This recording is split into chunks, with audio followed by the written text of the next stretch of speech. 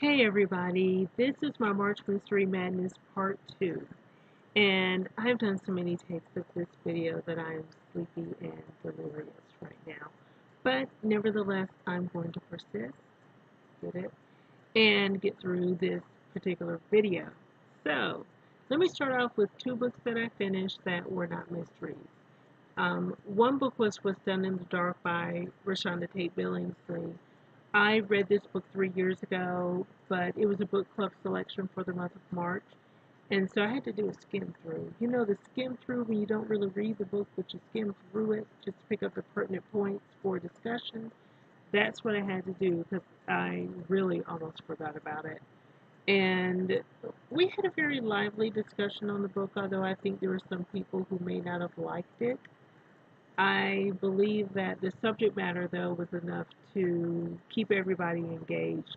The book is about two friends, Felice and Paula, who have been friends for a very long time. And there is an incident that changes the course of both of their lives forever and will possibly and more than likely endanger their friendship for the rest of their lives. And that's the most that I can tell you about that book without giving you spoilers.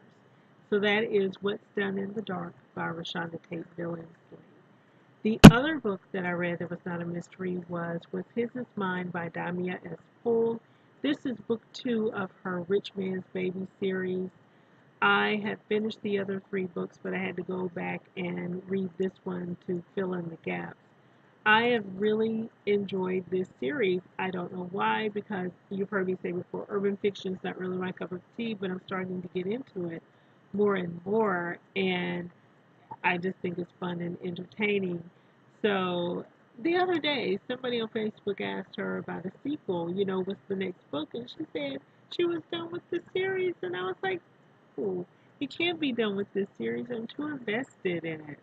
4 books, I'm invested, and I need to know what happens with Adrian. So I hope that she changes her mind and she does at least one more book because I need to find out what happens with Adrian in this series. Have to know. Anyway, let's get to the mystery books. So the first book to me is more literary fiction than mystery, but there is a mystery twist to the book. Jenna Metcalf is about 13 or 14 years old, and she needs to know what happened to her mom 10 years ago when her mom Alice and dad Thomas worked for an elephant sanctuary. There is a tragic incident that happens one night that leaves one person dead and her mom missing. So Jenna uses a psychic and a private investigator to help her solve the mystery of what happened to her mother. Now, the book itself was very good. Jodi Picoult is a great author, great writer. The characters were well developed. The plot was well thought out. There was so much information about elephants that, to me, it took away from the story. I mean, I felt like I was reading a novel one minute and the encyclopedia the next. Too much information about elephants, in my opinion. I love animals. I'm that girl that would sit and watch Animal Planet or kitten videos on YouTube. But all the information about the elephants was just a little bit too much. And all that backstory took away from the mystery element for me. My opinion. Next was The Girl Before by J.P. Delaney. Don't know if J.P. is a man or a woman. The only thing it says on the jacket cover is that J.P. Delaney is writing under this name, but they've written a lot of other books. I don't know if those other books were fiction, thrillers or not, but in this particular book, we meet 2 women, Emma and Jane, who we're learning about these characters at 2 different points in time. Emma is in the past, Jane is in the present, but their lives parallel. Each of them experiences a major tragedy in their lives. Each of them moves into a home on 1 Folgate Street in London, and they have to deal with and work with the architect slash landlord of the property, who is very eccentric, makes them fill out a long survey before you can even move into the place, and has these very crazy strict rules about living there. Like one of them was you couldn't have books. So we already know a lot of us wouldn't make it, right? But anyway, the story is told from the perspective of Jane and Emma, past and present, and how their lives intertwine toward the end of the book. There is a mystery element. You find out what happens, that it's supposed to be a twist, but those of us who read all the time, it's not really a twist. It's predictable and we figure it out.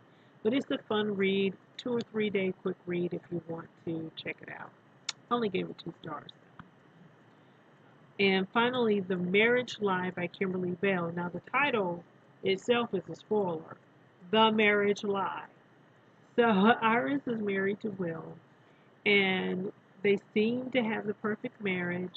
One morning, Will gets up. He hops on a plane heading to Florida for a conference.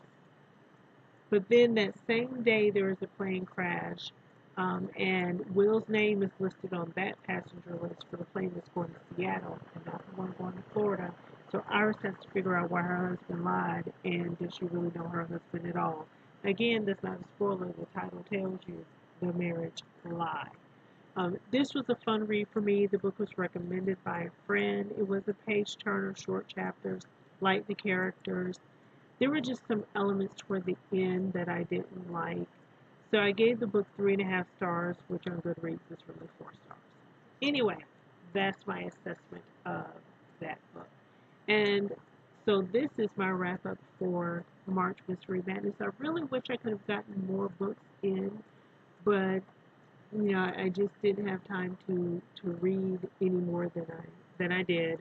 Again, this is part 2. You can check out part 1 on my channel. And stay tuned for other videos. If you haven't already subscribed, please do so now. Have a blessed and wonderful day, everybody. Bye-bye.